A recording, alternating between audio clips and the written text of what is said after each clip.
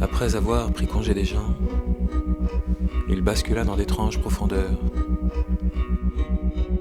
Quelques mains ne purent le retenir. Descente, traversée, épaisseur, densité. Son corps lourd et raide était devenu un paquebot. Le grand rêve paquebot illuminant la nuit glissait le long des berges avec à l'intérieur sa forme de dormeur.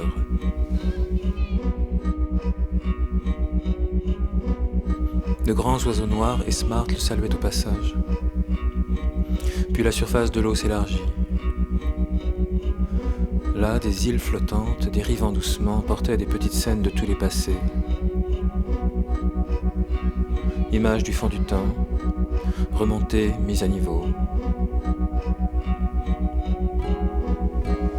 Le grand rêve paquebot glissait, illuminant la nuit avec à l'intérieur sa forme de dormeur.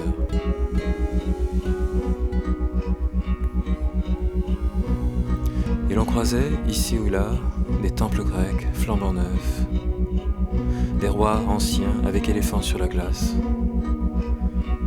des divas dans des voitures de sport, un mariage égyptien, un drame à Venise, François Ier descendant l'escalier, Salammbô à Carthage, le fou rire d'Elvis, l'enfant loup du Piémont, Velasquez au travail. Petit monde illuminé de la lumière de leur temps, mouvement des choses portées par les eaux, toutes ensemble filant droit vers le couchant. Le grand rêve paquebot glissait lui aussi, illuminant la nuit avec à l'intérieur sa forme de dormeur.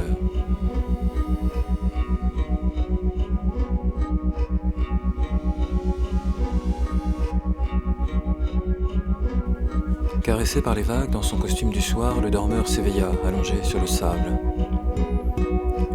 Quelques objets familiers disposés çà et là. Fauteuil, table basse, lampe, jeu d'échecs. Il lui paraissait être le jour et pourtant c'était la nuit, et la mer tout autour. Au loin de l'autre côté, il voyait des lumières. Bar de nuit peut-être où des gens s'amusaient. Ailleurs, il crut reconnaître, mais comment en être sûr, l'un de ses grands-pères cuirassiers de la Grande Guerre,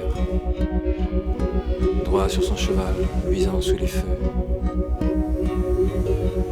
Plus loin encore, une explosion gigantesque par-delà les reflets.